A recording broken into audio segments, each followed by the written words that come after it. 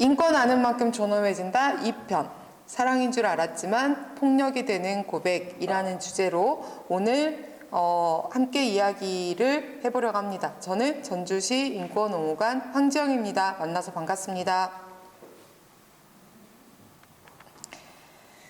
화면에 숫자가 보이시죠? 1, 2, 3. 어떤 숫자일까요? 2013년에 남편이나 남자친구에게 살해당한 여성의 최소 인원입니다. 언론에 보도된 살인사건을 분석한 결과 이런 1, 2, 3, 123명의 숫자가 나왔다고 합니다. 75는 어떤 숫자일까요? 역시 같은 해에 살인 미수로 살아남은 여성의 최소 인원입니다. 언론에 보도된 살인사건을 분석한 결과입니다. 최소 3일에 한 명의 여성이 남편이나 애인 등 친밀한 관계에 있는 남성에 의해서 살해되었고 여기에 미수까지 포함하면 2일에 한 명의 여성이 살해당하거나 살해당할 위협에 처해 있다고 하는 통계가 있습니다. 85, 이건 어떤 숫자일까요? 2017년에 남성 배우자나 애인에 의해 살해된 여성의 최소 인원입니다. 역시 언론에 보도된 살인사건을 분석한 결과입니다. 103, 이건 어떤 숫자일 것 같으세요? 살인 미수로 살아남은 여성의 최소 인원입니다. 55, 어떤 숫자일까요? 자녀, 부모, 친구 등 주변인이 중상을 당하거나 죽임을 당한 숫자입니다. 친밀한 관계에서 발생하는 폭력으로 인해 살해되었거나 혹은 살인 미수에 놓여졌거나 혹은 그 주변에 있는 사람들이 중상을 입거나 죽게 된 숫자입니다. 이 숫자들은 모두 언론에 보도된 살인사건을 분석한 결과입니다. 최소 1.9일 간격으로 한 명의 여성이 남편이나 애인 등 친밀한 관계에 있는 남성에 의해서 살해되고 있습니다. 주변인까지 포함을 하면 1.5일에 한 명이 데이트 관계, 친밀한 관계에서 발생하는 폭력으로 살해당하거나 살해당할 위협에 처해 있다고 하는 것을 알 수 있습니다. 굉장히 심각한 상황인데요. 자, 그러면 왜 이런 일이 발생하는지 한번 이유를 찾아보도록 하겠습니다. 역시 보도에 나온 내용을 근거로 한번 찾아보겠습니다. 헤어지자 라고 하는 이야기를 듣고 화가 나서 다른 남자로부터 게임 문자가 많이 왔는데 왜 다른 남자한테 게임 문자가 오는 거야? 라고 하는 이유로 다른 남자를 만났거나 만나고 있다고 의심하는 것 때문에 혹은 내 말을 듣지 않아서가 이 여성들에 대한 폭력의 이유였다고 가해 행위를 한 사람들이 이야기하고 있습니다. 혹은 나를 무시하는 것 같아서도 이유가 되고 있고요. 내가 그 사람을 좋아하는데 잘 만나주지 않아서 라고 하는 것도 이유로 그 여성들에 대한 폭력이 발생하고 있습니다.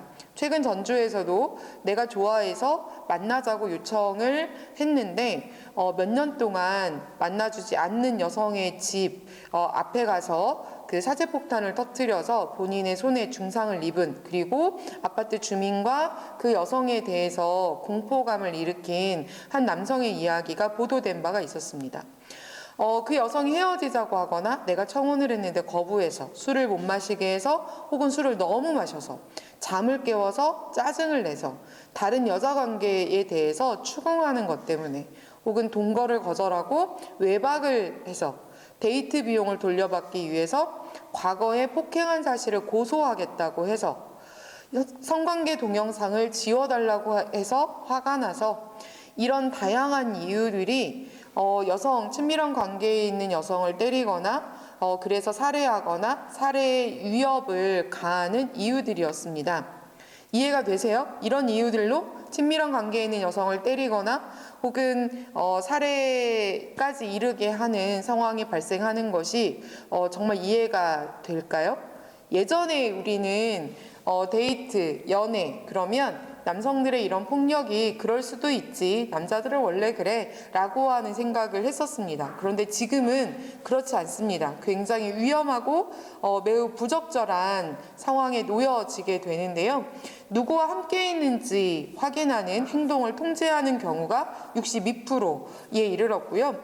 원치 않는데 몸을 만지는 성적인 폭력도 44%에 이르고 있고요. 발을 구르거나 문을 세게 닫으면서 혹은 상대를 무시하는 말을 하면서 언어나 정서적인 폭력을 하는 경우도 42%, 팔목 등 몸을 세게 움켜잡으면서 신체적 폭력이 발생하는 경우도 35%에 이르고 있는 것을 확인할 수 있습니다. 20대 여성들에게 중앙일보에서 이 연애에 대한 질문을 좀 했습니다. 그랬더니 연애보다 이제는 탈연애, 연애를 안 하고 싶어요 라고 하는 응답을 하는 20대의 그 남녀의 답변들이 좀 있었는데요. 굉장히 재밌죠? 연애를 왜 안 해? 라고 하는 이유가 궁금하지 않으신가요?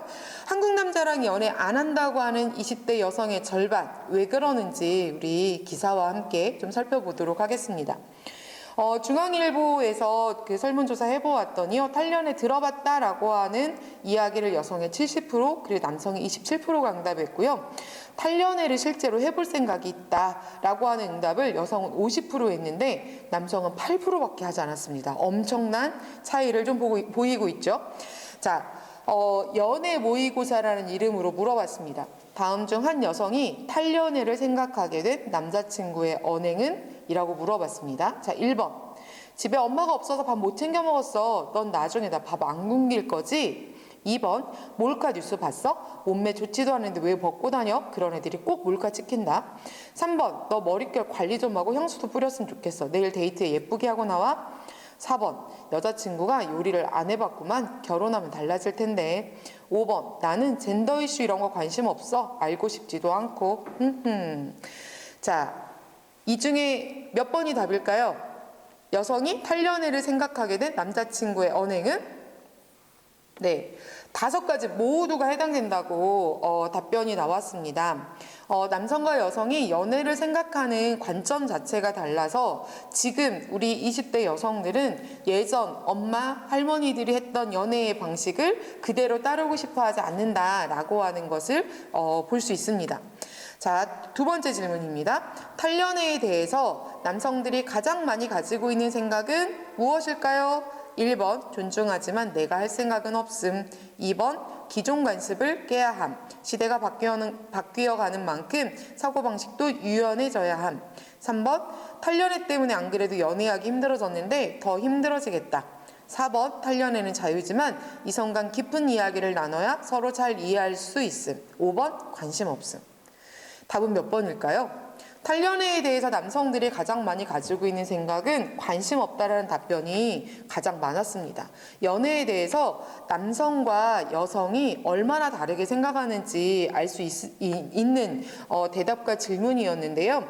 이제 이런 질문에 우리가 관심을 가져야 되는 이유는 관심을 가져야 되기 때문입니다. 예전처럼 연애 내 문제 아니야. 연애 관심 없어. 예전처럼 연애하면 되지, 어른들이 연애했던 방식으로 그냥 그렇게 하면 되지라고 생각했는데 이제는 연애에도 공부가 필요합니다. 어떤 공부가 필요하냐면 평등 감수성에 대한 공부가 필요합니다. 친밀한 관계에서 발생하는 폭력의 이야기를 듣는다면 그럴 수도 있어. 연애하다 보면 그런 일이 생길 수 있어. 라고 얘기하기보다는 그런 일이 생기면 헤어질 수 있도록 이야기하고 헤어지는 것이 어려울 때 내가 도울 수 있고 혹은 지역에 있는 기관의 도움을 받을 수 있다라고 하는 것을 안내해 주는 것이 필요합니다. 그리고 헤어지는 것이 굉장히 어렵다는 것으로 헤어지는 것이 굉장히 어려울 수 있기 때문에 주변의 도움을 꼭 받아야 된다고 하는 것을 알려주어야 될 필요가 있습니다. 이렇게 이야기하면 남성들이 데이트 폭력의 가해자가 되는 것처럼 이해할 수 있는데 꼭 그렇지 않습니다. 이제 남성들도 평등에 대한 감수성이 높아지고 있기 때문에 평등 감수성을 가지고 있지만 하나 더 기억해야 되는 것, 그래도 조금 더 공부가 필요하다. 왜냐하면 예전과 달리 지금의 20대, 30대 여성들은 똑같이 공부하고 똑같이 직장을 다니고 그리고 사회의 많은 부분에 참여하면서 많은 정보를 얻고 있습니다.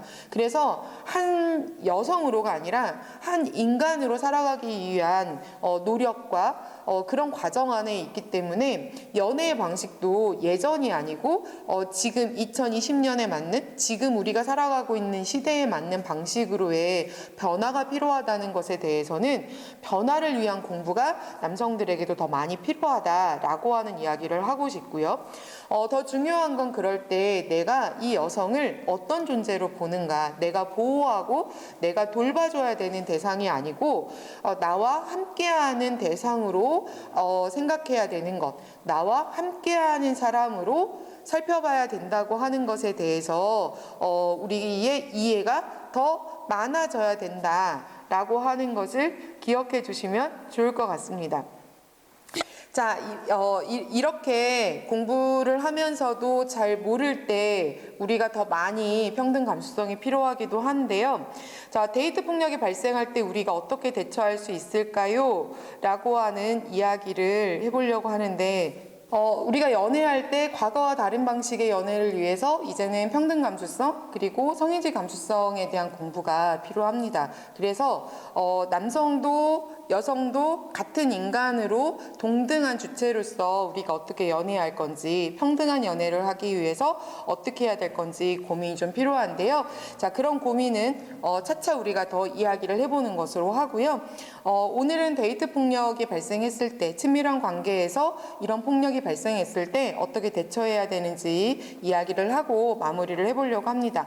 먼저 지역에 있는 기관의 도움을 청하는 것입니다. 여성 긴급전화나 경찰서에 전화를 해서 이런 일이 있을 때 어떻게 해야 되는지 문의하고 신고하는 방법이 있습니다. 두 번째, 지인, 주변 사람들에게 알리고 가해자와 단둘이 만나지 않아야 합니다. 가해자들은 보통 다시 연락하고 한 번만 만나주면 좋겠다, 만나주지 않으면 내가 죽겠다, 혹은 다른 방법으로 너에게 더 많은 괴롭힘을 줄 수 있다라고 하는 이야기들을 하면서 다시 단둘이 만나기를 많이 요청합니다. 그러지 않도록 해주셔야 되고요. 세 번째, 내가 만나는 동안 있었던 폭력의 증거라든지 혹은 상대방으로부터 괴롭힘을 당했던 증거를 수집하고 신체적 상처가 있는 경우에는 진단서를 받거나 혹은 정서적으로 어려움을 경험하고 있는 경우에도 병원에 가서 상담을 받는 것도 필요합니다. 이런 과정은 지역의 성폭력 상담소나 여성 긴급전화를 통해서 도움을 받을 수가 있습니다. 네 번째, 어떤 유형의 폭력이든 모든 종류의 폭력은 단호하게 대처해야 합니다. 그럴 수도 있지가 아니고 절대 발생하면 안 되는 일. 왜냐하면 나는 어떤 종류의 폭력도 당하지 않아야 되는 존엄한 사람이기 때문에 그러합니다. 그래서 친밀한 관계에서 발생하는 모든 종류의 폭력이 더 이상 발생하지 않도록 우리가 조금 더 많이 관심 가지고 이 평등 감수성에 대한 공부를 해나갈 수 있으면 좋겠습니다. 오늘 두 번째 시간 사랑 아니고 집착이고 사랑 아니고 폭력이다 라고 하는 이야기 이렇게 마무리해 보려고 하는데요. 두 번째 시간 함께 해주셔서 감사합니다. 마치겠습니다.